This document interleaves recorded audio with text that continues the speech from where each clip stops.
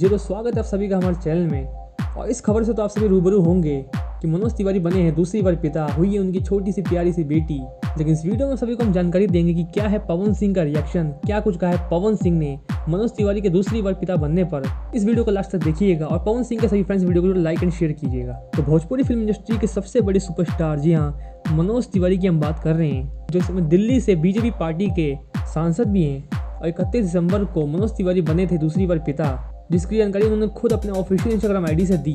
और क्या कुछ लिखा मनोज तिवारी ने, आइए आप सभी को हम बताते हैं। तो मेरे घर आई एक नन्ही परी, I am blessed with A baby girl.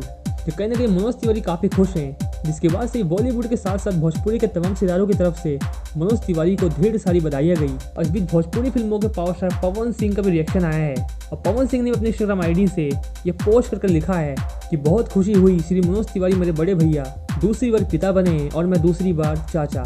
वैसे आप सभी को हम जानकारी के लिए बता दें कि मनोज तिवारी ने अभी हाल ही में पवन सिंह को उनके जन्मदिन की ढेर सारी शुभकामनाएं दी। तो मनोज तिवारी ने लाइव आकर पवन सिंह से उनको दिल्ली आने के लिए कहा। वैसे पावर स्टार पवन सिंह के रिएक्शन के साथ साथ आप सभी क्या है रिएक्शन, हमें कमेंट में बताइएगा।